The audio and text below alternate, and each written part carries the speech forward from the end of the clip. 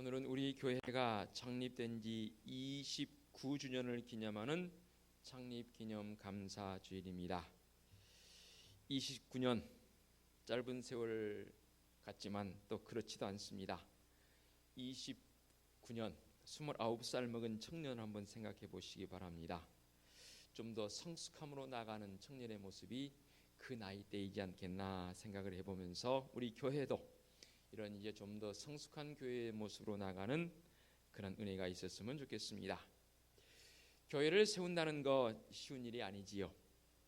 또 교회는 인위적인 사람이 어떤 힘으로 세워지는 것도 아니고 우리 주님의 각별하신 은총 속에서 교회가 온전히 세워진 줄로 믿습니다. 그래서 교회가 세워지게 되면 교회의 머리 대신 우리 주님 예수 그리스도를 중심으로 해서 철저히 지체의식을 가지고 교회가 든든히 세워져가는 모습을 보지요. 오늘 말씀의 배경이 되는 교회의 이름이 있습니다. 바로 빌라델비아 교회입니다. 소아시아 7교회 가운데에서 등장하는 이 빌라델비아 교회, 이 소아시아 서편 루디아 영토의 성읍에 세워진 교회로 알려져 있습니다.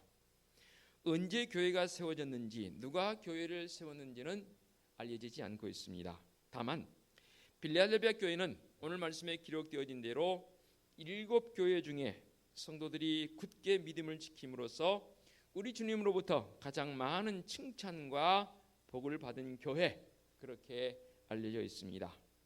또 우리 주님께서 이 교회에도 여러 말씀을 주셨는데 칭찬의 내용이 굉장히 강하게 등장하고요.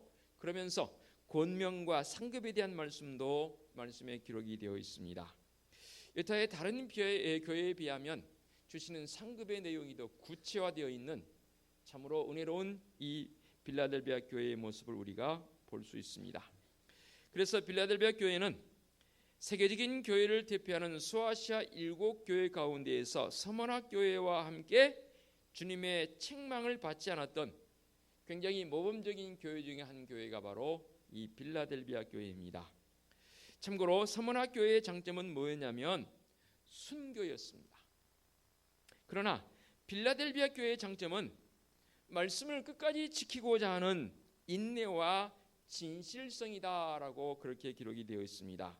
또 그들은 이 빌라델비아 교회의 성도들은 순교까지는 이르지 않았지만 그런 모진 역경 가운데에서도 꾸준히 신앙을 유지하는 것이 우리 주님으로부터 칭찬을 받게 되는 아주 중요한 내용입니다. 이처럼 신앙에 대한 깊은 진실성을 가진 빌라델비아 교회에 우리 주님께서는 뭐라고 말씀하시냐면 다윗의 열쇠를 가진 자로 그렇게 등장합니다. 7교회마다 주님께서 등장하는 그 등장의 모습이 다른데 이 빌라델비아 교회를 향해서는 다윗의 열쇠를 가진 자로 주님께서 교회 앞에 등장한다니까요. 여기에 은혜가 있습니다. 즉 주로 우리 주님께서는 심판의 주님으로 나중에 재림할 것인데 사망과 음부의 열쇠를 가지신 이라는 표현이 1장 18절에 등장합니다. 그런데 칭찬을 받는 이 빌라델비아 교회를 향해서는 생명의 문을 열 수 있는 다윗의 열쇠를 가진 자로 그렇게 등장합니다. 다윗이 누굽니까? 구약의 이상적인 왕이면서 예수 그리스도의 예표이지 않습니까? 그래서 다윗의 집은 예수 그리스도의 왕국의 그림자이고 그 열쇠를 가진 것은 곧 왕국의 절대 주권을 가지셨다라는 그런 표현으로 말씀이 이해되어집니다. 이제 좀 더 구체적으로 빌라델비아 교회의 모습을 한번 살펴보도록 하겠습니다. 8절의 말씀 보니까 내 말을 지키며 내 이름을 배반하지 아니했다라고 칭찬하고요. 10절의 말씀 보게 되면 네가 나의 인내의 말씀을 지켰다라고 그렇게 칭찬을 듣습니다. 그렇습니다. 오늘 이 말씀을 기록한 목적, 사도 요한이 요한계시록을 기록하면서 특별히 빌라델비아 교회의 성도들을 향해서 이 말씀을 기록한 목적은 위로와 격려입니다. 더욱 믿음에 굳게 서도록 하는 데 있기 때문에 자신을 대하는 우리 성도들, 특히 교회들이 어떠한 박해일지라도 또 고난을 당할지라도 우리는 그것을 굳건히 이기며 나아가야 할 힘, 당위성, 그것에 대한 믿음의 견고성을 여기서 읽어볼 수 있습니다. 직접적인 우리가 이 빌라델비아 교회가 어떤 고난을 당했는에 대해서는 사실 정확하게 기록되어 있지 않아서 알지 못합니다. 그러나 당시 로마의 박해가 심했던 그런 때로 보아서 일곱 교회에게 행해지는 박해는 그야말로 상상을 초월할 정도로 심한 박해가 주어졌을 것입니다. 복음이 있는 곳에는 이렇게 지금도 박해가 주어집니다. 또 바른 복음이 증거되어지는 것은 거짓 교사들이 등장해서 유혹하기도 하고 시험하기도 해서 넘어지게 만들기도 합니다. 그런데 오늘 말씀을 보면 빌라델비아 교회는 인내의 말씀을 지켰다라고 그렇게 칭찬합니다.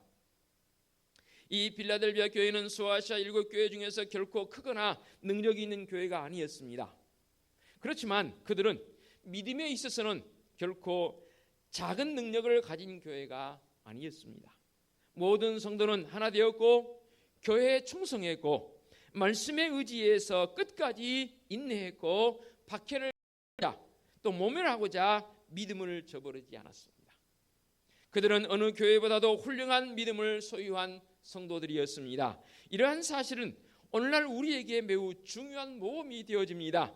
하나님께 인정받는 교회는 그 건물의 크고 작음과 성도의 수가 많고 적음에 있지 않다 그 말입니다. 하나님께 인정받는 교회는 먼저 하나님의 말씀을 지키고 끝까지 인내하고 충성하는 교회입니다.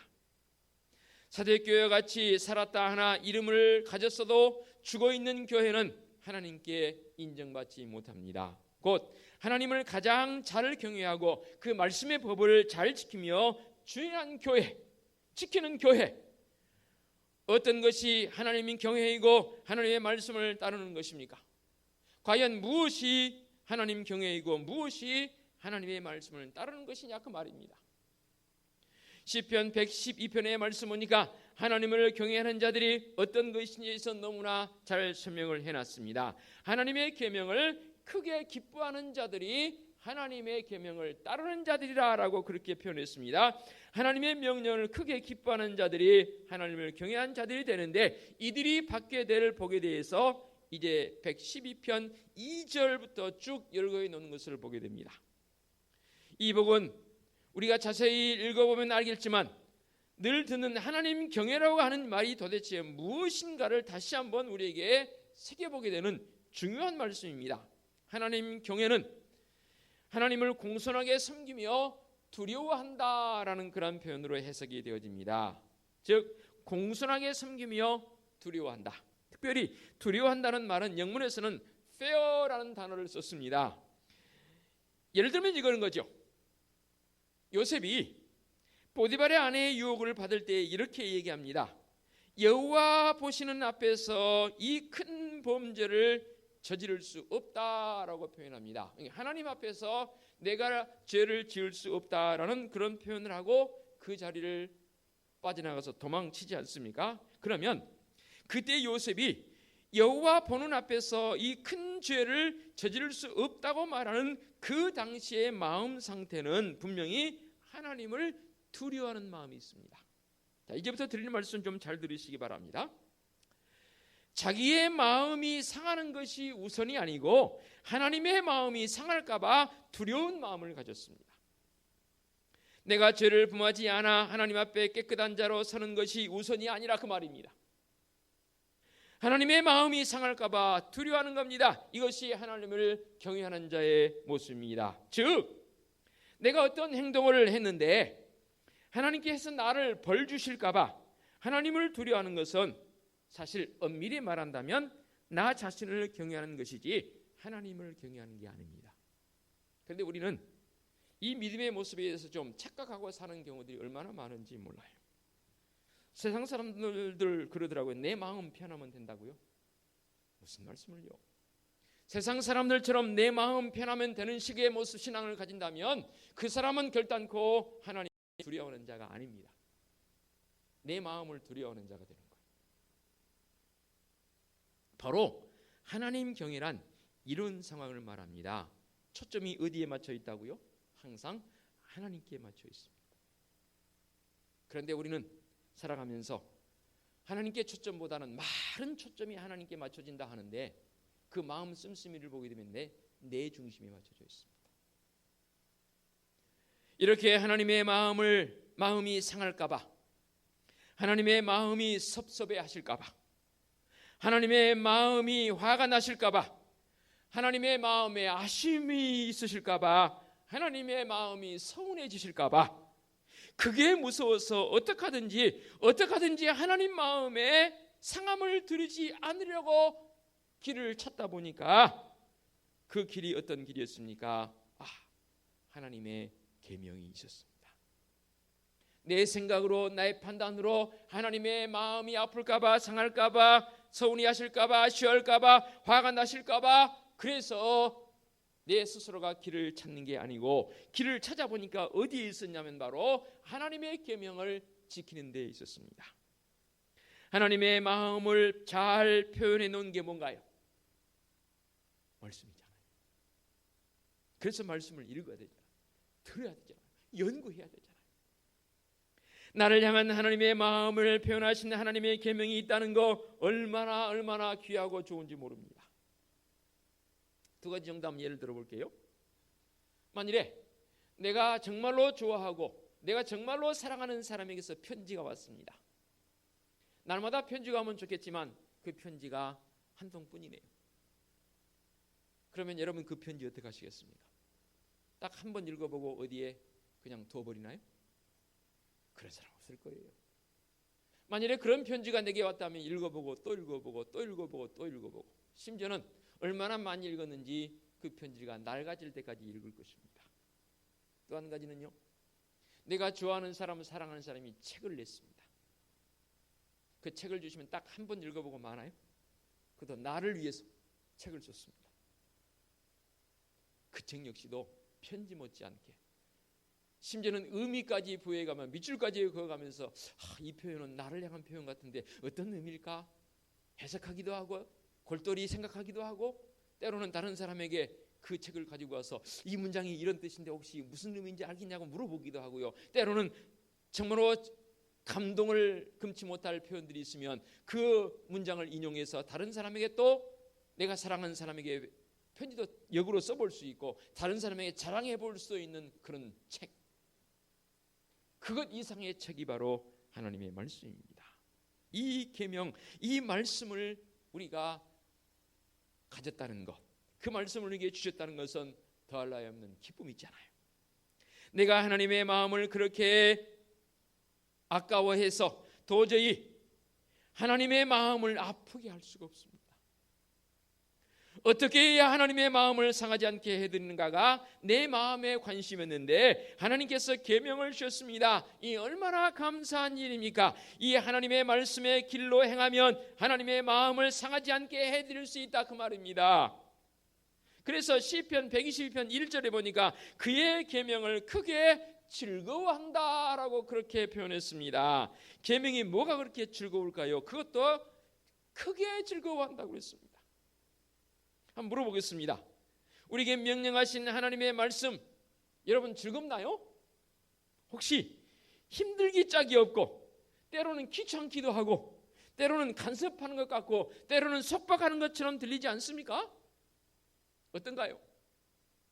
정말로 하나님의 말씀을 읽을 때마다 오늘 교동문에 등장한 것처럼 송이 꿀보다 달다는 그 말씀으로 내게 다가오십니까? 사람들이 그런 표현 쓰더라고요. 사람이 좋은데 이유가 있습니까? 라는 표현 쓰더라고요. 그렇죠? 사람이 좋은데 이유가 있습니까? 그냥 좋은 걸요. 그런데요, 하나님을 향해서는 저는 달리 생각합니다. 하나님이 좋은데 이유가 있습니다. 사람을 좋아하는 데는 이유가 없는지 몰라도 하나님을 좋아하는 데는 전 분명히 이유가 있습니다. 제가 늘 여러분에게 고백처럼 표현했던 하나님이 왜 좋습니까? 나는 그 하나님의 그 좋음이 내 생각을 아시는 하나님, 나의 안고 일어섬을 아시는 하나님, 심지어 나의 머리털까지도 세신 바 되어 있는 하나님, 내가 침을 꼴깍 삼키는 동안도 하나님께서는 나를 잊지 않고 계신다는 그 사실, 저는 이런저런 말씀의 표현을 통해서 하나님이 얼마나 좋은지 몰라요. 그 하나님의 좋음, 그 하나님께서 말씀해 놓은 그 말씀이 내게는 더없이 즐거운데 그냥 즐거운 게 아니라 크게 즐거워합니다. 즐거운 마음을 간다는 것은 평생 행복한 삶의 모습이 지속되는 것 아니겠습니까? 더러 어떤 분들이 이런 책을 통해서 표현했더라고요. 저도 한번 이렇게 표현해 봅니다. 여러분, 하루의 행복을 원한다면 뭐 하라고요? 남자분들, 하루의 행복을 원한다면 면도 하라고 그러더라고요. 그럼 일주일의 행복을 원하면 뭐 하고 싶으세요? 차를 사면 일주일에 행복하대요. 차를 사면. 그럼 한 달 행복하려면 어떻게 하고 싶어요? 뭘 해야 한 달 행복할까요? 집을 사면 한 달 행복하다고 그러더라고요. 공통적으로. 그럼 1년 행복하려면 결혼하라고 그러더라고요. 신혼 뭐 3년 간다고 그러는데 3년까지 글쎄요. 가면 더 이상도 가겠지만 한 1년 정도는 정말로 행복해요. 그럼 평생 행복하려면 정직해야 합니다. 그러면 영원히 행복하려면 믿음을 가져야 됩니다. 믿음을 간다는 것은 하나님의 말씀을 가까이 하는 사람, 그가 믿음을 가진 사람입니다. 그 사람은 천국에 가서도 영원히 행복한 사람이에요. 여러분, 평생 행복한 정도로 그치시겠습니까? 우리에게는 영혼을 사모하는 마음이 있다고 했잖아요. 우리 하나님을 사모하는 마음이 우리에게 있다 그 말입니다. 믿음을 가진 성도들 되시기 바랍니다. 그런데 바로 빌라델비아 교회가 이런 칭찬을 들은 교회였습니다. 믿음을 인내로 지켰습니다. 말씀의 법을 이 사람들이 지켰습니다. 10절 볼까요? 내가 나의 인내의 말씀을 지켰다라고 해요. 지켰다는 건 뭐예요? 그 말씀을 그냥 가지고 고이 간직한 것으로 지킴입니까? 아니라고 봅니다. 지켰다는 것은 그 말씀을 시인의 고백처럼 크게 즐거워하며 그 말씀을 읊조리고 묵상하고 자나깨나 앉으나 일어서나 그 말씀을 가까이 한 이 시인들의 고백처럼 빌라델비아 교회가 그 말씀에 인내의 말씀을 지켰다 그 말입니다. 그러면서 11절 말씀에 이렇게 말씀하십니다. 내가 속히 오리니 네가 가진 것을 굳게 잡아 아무도 네의 멸관을 빼앗지 못하게 하라. 성경에서요, 예수님의 재림을 두 가지로 말씀합니다. 내가 속히 오리니, 주님의 재림을 말씀하시는데 그 재림적 요소는 두 가지로 나누어집니다. 뭐냐면은 경고와 위로로 나누어집니다. 경고의 메시지는 어떤 사람들에게 주어진 메시지일까요? 경고의 메시지는 바로 악을 행하는 자들, 그릇된 자들이 경고의 메시지로 들려오겠지요. 죄를 지었으니까 두려운 마음이 갖는 거예요. 그들에게는 주님의 오심은 경고가 되겠지요. 심판이 되겠지요. 그들에게는 저주가 주어지겠지요. 그러나 위로의 말씀으로 다가오는 성도들에게는 왜 주님의 재림이 오심이 위로가 되나요? 그렇습니다. 복음에는 반드시 박해와 억압이 주어진다고 했습니다. 지금 빌라델비아 교회 성도들도 박해와 억압 속에서 그들이 살아가고 있습니다. 그런데 주님께서 말씀하십니다. 다윗의 열쇠를 가신 우리 주님께서 내가 속히 오리니 그랬습니다. 속히 오리니 너가 가진 것을 굳게 잡아 아무도 내 멸관을 빼앗지 못하게 하라. 너가 가진 것, 지금 우리가 가진 것이 무엇입니까? 바로 하나님의 말씀의 법, 믿음이지 않습니까? 그 믿음을 굳게 잡아서 아무도 이것을 빼앗지 못하게 하라고 했습니다. 믿음을 굳건히 가진 자들에게는 멸류관을 우리에게 주신다는 약속의 말씀 아니겠습니까? 어떤 멸류관이요? 바로 생명의 멸류관을 우리에게 주신다는 약속의 말씀으로 다가오지 않습니까? 그러므로 믿음의 성도들은 믿음을 굳게 지켜야 합니다. 이렇게 믿음을 굳게 지키는 자들에게 상급이 예고되어집니다. 가장 먼저 10절의 말씀을 통해서 이렇게 상급을 주신 너가 나의 인내의 말씀을 지켰은즉 내가 또한 너를 지켜 시험의 때를 면하게 하리라 라고 말씀하십니다. 우리 주님께서 우리를 지켜주시는데 어떻게 지켜주십니까? 시험의 때를 면하게 하리라 말씀하고 계십니다. 이 시험은 바로 우리 하나님의 심판을 예고하지 않습니까? 우리가 하나님 앞에 마지막 때에 설 때에 누구든 다 심판을 받을 것입니다. 그때에 주님께서 우리 곁에 서서 나를 변호해 주실 줄로 믿습니다. 오 아버지시여, 내가 이 일을 압니다. 내가 이 사람을 보증합니다. 저는 분명히 우리 주님께서 그렇게 나를 향해서 변호해 주실 줄로 믿습니다. 그러기에 너를 지켜 시험의 때를 면하게 하리라. 물론 당연히 이 세상에 주어진 환난과 핍박을 넉넉히 이기며 나갈 수 있도록 우리 주님께서 힘주시고 성령 하나님께서 동행해 주시겠다는 약속의 말씀이기도 합니다. 그러나 더 중요한 것은 너를 지켜 시험의 때를 면하게 하리라는 이 말씀이 얼마나 힘이 되는지 모릅니다. 또 12절 말씀을 통해서 보니까 나를 향해서 뭐라고 말씀하시냐면 하나님의 성전의 기둥이 되게 하신다라고 말씀하고 있습니다. 12절 볼까요? 이기는 자는 내 하나님 성전의 기둥이 되게 하리니 그가 결코 다시 나가지 아니하리라 라고 했습니다. 기둥이 된단 말은 무슨 말씀입니까? 바로 건물적 관점에서 기둥적 개념으로 말씀하시는 의미도 되겠지만 우리에게는 놀라운 영예로운 지위를 허락하신다 그 말입니다. 대들보란 말 쓰죠. 이 아들은 우리 집에 대들보라고. 그렇죠? 누가 그 가정에 대들보가 되나요? 맏아들이라고 말들 하기도 하지만 저는 그래요. 진정한 맏아들의 개념은 가겠습니다 하고 안 가버린 그 맏아들은 대들보가 되지 않아요. 비록 처음에는 갈 마음이 없었을지라도 다시 마음을 돌이켜서 가서 일하는 사람, 그가 대들보가 되는 것이죠. 주님 앞에서의 대들보가 누굽니까? 기둥이 누굽니까? 바로 빌라델비아 교회에 인내의 말씀을 끝까지 지킨 자들, 그가 바로 성전의 기둥이 되게 하시단 말씀입니다. 그 다음에 12절 중하반절에 이런 말씀이 있습니다. 그렇게 말씀한 내가 하나님의 이름과 하나님의 성 곧 하늘에서 내 하나님께로부터 내려오는 새 예루살렘의 이름과 나의 새 이름을 그 위에 기록하리라. 세 가지가 나옵니다. 하나님의 이름을 기록하는 것, 두 번째는 새 예루살렘의 이름을 기록하는 것, 셋째로 그리스도의 새 이름을 기록한다라고 말씀을 했습니다. 말씀이 좀 어려워요. 쉽게 한번 풀이를 해보겠습니다. 먼저 하나님의 이름을 기록한다는 말은 성도들을 하나님께서 그의 백성으로 영원히 인쳐주시겠다라는 말씀입니다. 인친단 말이 무슨 말입니까? 이마에 너는 내 거야 라고 하나님께서 쾅 도장을 찍는다 그 말입니다. 어떠세요? 어디를 가든 다 편하게 되어 있습니다. 우리 주홍글 씨라는 그런 책도 알고 있지 않습니까? 또 말을 사게 되면 사람들은 그 말 엉덩이 부분에다가 도장을 찍습니다. 뜨거운 이 글씨 새겨진 그 인두를 가지고 휙 찢습니다.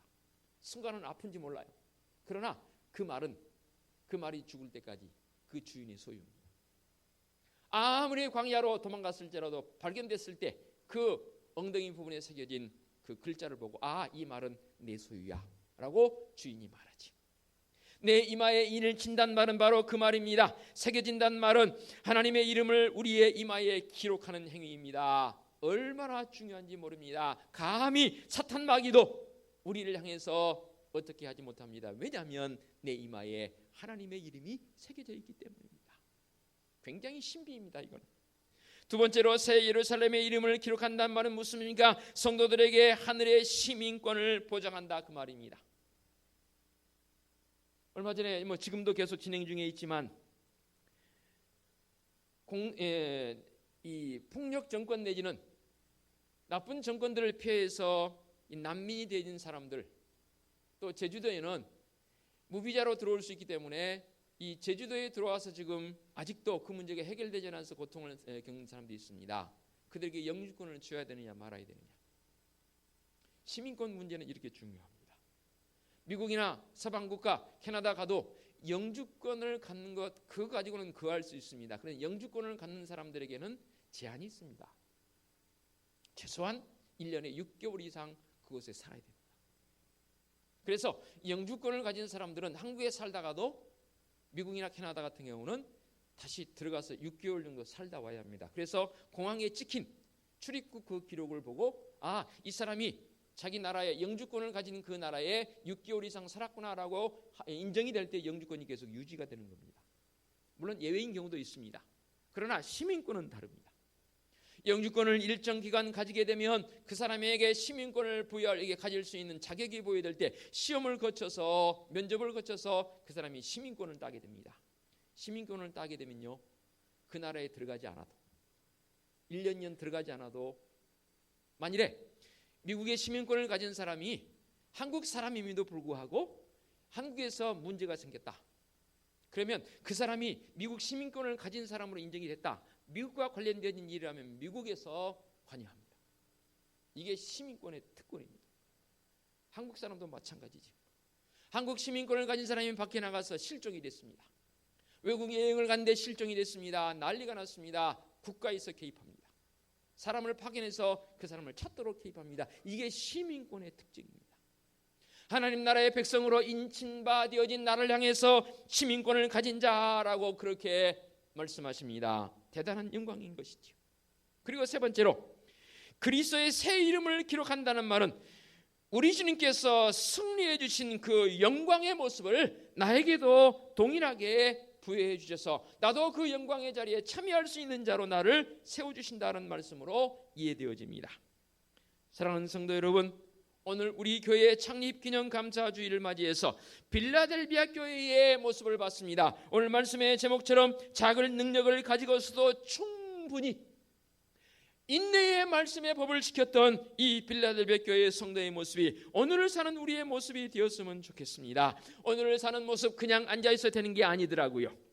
우리 이렇게 한번 결단해 봤으면 좋겠습니다. 무슨 탓하지 말자고, 시간 탓하지 말고, 무엇을 탓하지 말습니다. 여건 탓하지 말고요. 그러더라고요. 명필은 붓을 안 가린다고 그러더라고요. 우리 성가대원들 맞나요? 글씨를 안 써봐서 잘 몰라요. 명필은 붓이 좋고 나쁨을 탓하지 않습니다. 왜냐하면 그 사람이 실력이 있거든요. 빌라델비아 교회처럼 비록 작은 모습이었지만 그들에게는 실력이 있었습니다. 그 실력이 뭡니까? 믿음입니다. 인내의 말씀의 믿음을 그들은 가졌습니다. 우리 은혜숲교회 성도들도 여건 시간 탓하지 말자고요. 실력을 가져야 합니다. 어떤 실력이요? 믿음의 실력, 말씀의 능력의 실력. 그래서 다시 한번 우리 구역장님들에게 간구합니다. 새벽마다 보내드린 말씀 제가 그냥 보내드린 게 아닙니다. 어떤 구역장님들은 부지런하게 구역원들에게 전달하는가 하면 어떤 구역장님들은 그렇지 못해서 구역원들이 무슨 말씀인지도 모르는 구역도 있더라고요. 솔직히 제가 잔소리하지 않았지만 마음이 아파요. 저요 새벽마다 글 쓰면서 그냥 쓰지 않아요. 정말로 우리 성도들 생각하면서 글 씁니다. 우리 구역장들 당부드립니다. 창립기념 감사주의를 맞이해서 우리 구역원들에게 말씀 좀 잘 전달해 주시기 바랍니다. 말씀의 능력이 아니고는 어떻게 해볼 수 없습니다. 사랑하는 성도 여러분, 아파도요, 힘들어도요, 피곤해도, 사업이 때로는 잘 되기도 하고 때로는 좀 안 되다 할지라도, 심지어는 내 잠자는 시간까지도 아껴가면서 말씀 앞에 바로 서자고요. 우리 교회가 그런 모습이었으면 좋겠습니다. 바로 빌라델비아 교회가 인내의 말씀을 지켰기에 그들이 비록 규모는 작았을지라도 충분히 영향력을 발휘하는, 칭찬만 들었던 이 빌라델비아 교회의 모습, 그리고 그들에게 약속의 상급을 우리 주님께서 해 주시지 않습니까? 오늘 창립기념주의를 맞이한 믿음의 성도들에게도 그렇게 결단이 되었으면 좋겠습니다. 사람들은 그렇게 말하더라고요. 교회다운 교회를 찾기가 어려운 시대라고 그러더라고요. 그렇다면 오늘 우리 이 은혜숲교회가 꿈과 감동 있는 교회의 모습을 가지고 주님의 십자가 바라보면서 내 가슴 속에 하나님의 말씀으로 가득한 그런 교회의 성도로서 자긍심을 가지고 살아가시더라고요. 건물을 화려하게 지어서 나 큰 교회 다닌다는 자긍심, 그도 있으면 좋겠지요. 그러나 그보다 더 큰 자긍심 뭡니까? 우리 교회는요, 말씀 중심으로 살아가는 교회. 왜냐하면 빌라델비아 교회가 그런 교회였거든요. 그래서 주님께로부터 다윗의 열쇠를 가진 자가 오셔서 그들 향해 칭찬하십니다. 우리도 이런 칭찬을 듣고 나갈 수 있는 믿음의 성도들 되어주시기를 부탁을 드리겠습니다. 기도합니다. 거룩하신 아버지 하나님, 교회 창립 기념 감사주의를 맞이해서 빌라델비아 교회의 성도들 그들의 모습을 함께 나눴습니다. 비록 그들은 규모는 작았을지 몰라도 그러나 그들은 인내의 말씀을 지켰다라고 칭찬을 듣습니다.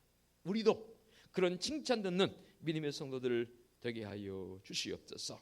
말씀 중심을 통한 바른 교회의 모습으로 나갈 수 있는 은총을 더해 주시사오니 굳건히 믿음을 잘 지키며 나갈 수 있는 성도들을 되게 하여 주시옵소서. 예수 그리스도의 이름으로 기도하옵나이다. 아멘.